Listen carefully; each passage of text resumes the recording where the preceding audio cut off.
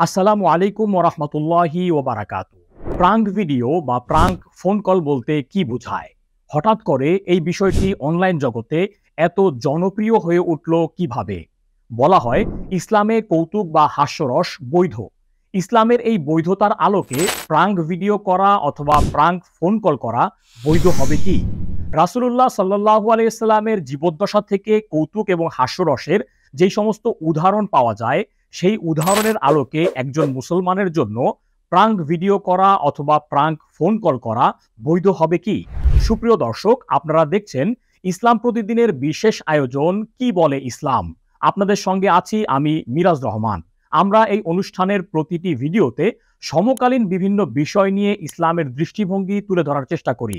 সেই আলোকে আজ আমরা আলোচনা করব হাল জামানার আলোচিত একটি বিষয়, প্রাঙ্ক ভিডিও কল বা প্রাঙ্ক ফোন কল নিয়ে ইসলাম কি বলে।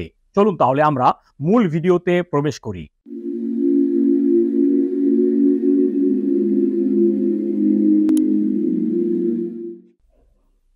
প্রাঙ্ক ভিডিও বা প্রাঙ্ক ফোন কল বর্তমান সময়ের ইউটিউবারদের মাঝে বহুল চর্চিত একটি বিষয় বা পরিভাষা।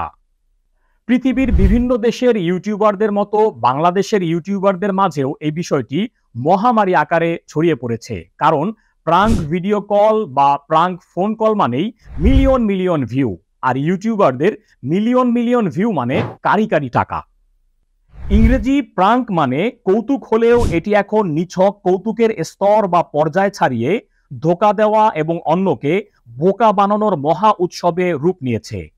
মিথ্যা বলা, ধোঁকা দেওয়া, প্রতারণা করা, এক জিনিস দেওয়ার কথা বলে ভিন্ন জিনিস দেওয়া বা করা, সর্বোপরি কাউকে বোকা বানানো বা ঠকানোর প্রক্রিয়ায় রূপান্তরিত হয়েছে হাল জামানার প্রাঙ্ক নামক ভিডিও কন্টেন্টগুলো। বর্তমান সময়কালের প্রাঙ্ক ভিডিওগুলো দেখলে এগুলোকে কোনোভাবেই নিছক কোনো কৌতুক বা হাস্যরস বলে মনে হয় না, বরং এপ্রিল ফুলের আধুনিক ভার্সন মনে হয়। পরিস্থিতি এতটাই অধপতনে ঠেকেছে, প্রাঙ্ককারী কোনো ইউটিউবার অন্য কাউকে ভালো কোনো প্রস্তাব দিলে বা ভালো কোনো প্রতিযোগিতার প্রস্তাব দিলেও তাকে প্রাঙ্ক মনে করা হয়। আফসোস ও দুঃখের বিষয় হচ্ছে, অনেক মুসলিম ইউটিউবারকেও প্রাঙ্কের নামে অন্য মুসলিমকে ধোঁকা দিতে, মিথ্যা কথা বলতে এবং পরিবারের সদস্যদেরকে লাঞ্ছিত করতে বা বোকা বানাতে দেখা যায়। কৌতুক বা হাস্যরস ইসলামে বৈধ একটি বিষয়, হালাল বিনোদন। রাসূলুল্লাহ সাল্লাল্লাহু আলাইহি সাল্লামের সুন্নাহ মোতাবেক কৌতুক করা যাবে, হাস্যরস করা যাবে। তবে অবশ্যই এক্ষেত্রে সব ধরনের কৌতুক এবং হাস্যরস করার প্রক্রিয়া শালীনতার চাদরে মোড়ানো থাকতে হবে। কোনোভাবেই কৌতুক করতে গিয়ে বা হাস্যরস করতে গিয়ে ইসলামী শরীয়তের সীমানা অতিক্রম করা যাবে না।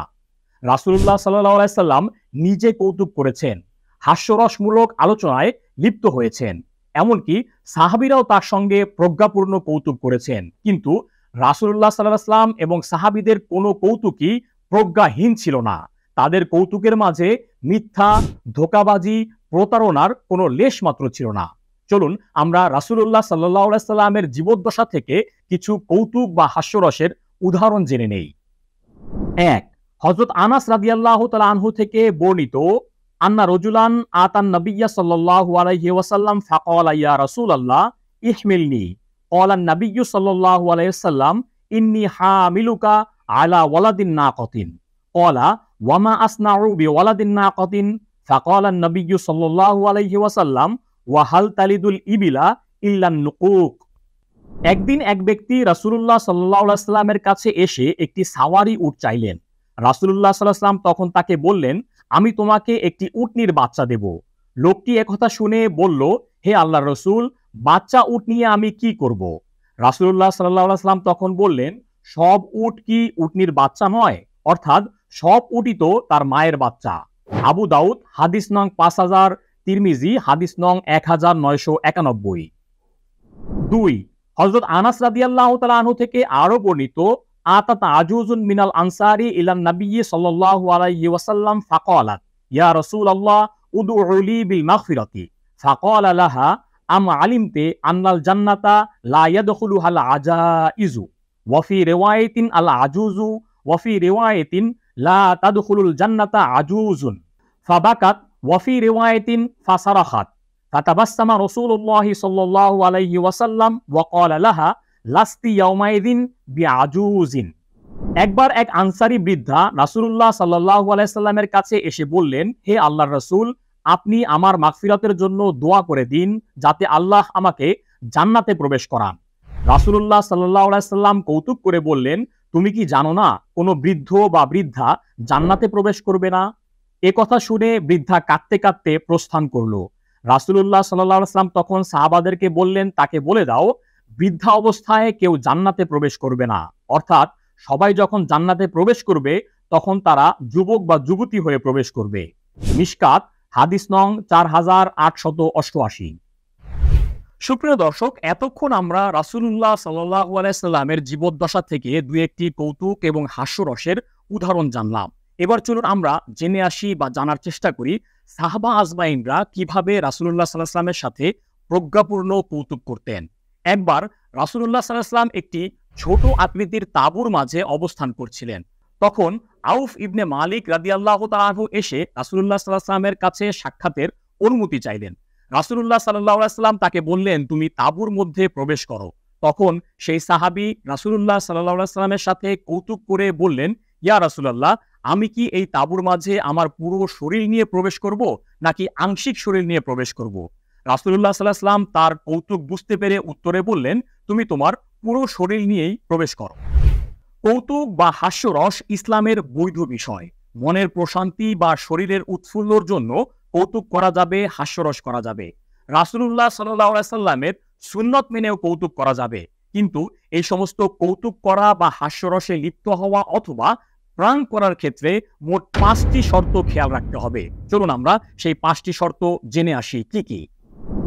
1. কাউকে হাসানোর উদ্দেশ্যে কৌতুক করে মিথ্যা বলা যাবে না।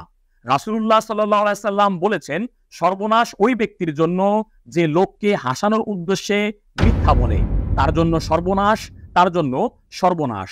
আবু দাউদ হাদিস নং 4990। 2. প্রাঙ্ক করার নামে কাউকে কষ্ট দেওয়া যাবে না। রসিকতার মাত্রা ছাড়িয়ে সেটা যেন কোনোভাবেই কারো শারীরিক বা মানসিক কষ্টের কারণ না হয়, এদিকে বিশেষভাবে লক্ষ্য রাখতে হবে। কারণ আল্লাহ তাআলা পবিত্র কোরআনে এ ব্যাপারে ইরশাদ করেছেন, ওয়াল্লাযীনা ইউযুনাল মুমিনিনা ওয়াল মুমিনাতি বিগাইরি মাকতাসাবু ফাকাদ ইহতামালু বুহতানান ওয়া ইসমাম মুবিনা। অপরাধ না করা সত্ত্বেও যারা মুমিন পুরুষ ও নারীদের কষ্ট দেয়, মিথ্যা অপবাদ ও প্রকাশ্য পাপের বোঝা বহন করে তারা। সূরা আহজাব আয়াত 58।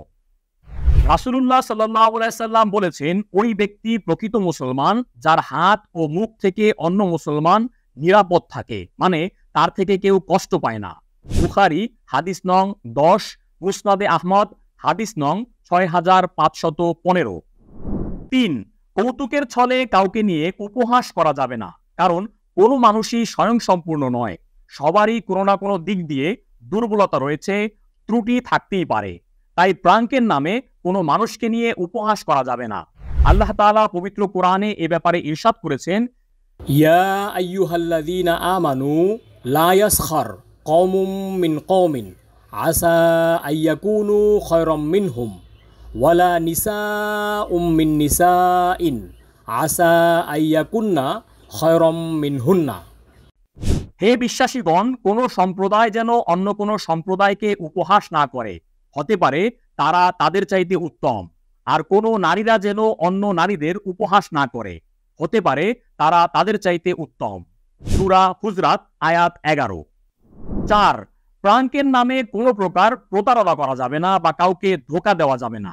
যারা ধোঁকা ও প্রতারণায় লিপ্ত হয়, রাসূলুল্লাহ সাল্লাল্লাহু আলাইহি সাল্লাম তাদেরকে উম্মতের তালিকা থেকে বহিষ্কার করার ঘোষণা দিয়ে বলেছেন, মান গাশশা ফালাইসা মিন্নি, যে প্রতারণা করে বা ধোঁকা দেয় সে আমার দলভুক্ত নয়।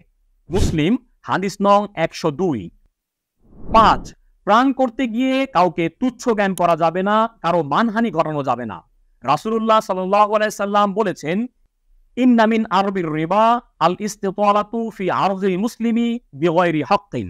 সবচেয়ে বড় সুদ হলো অন্যায়ভাবে কোনো মুসলিমের মানহানি করা। আবু দাউদ হাদিস নং 4876।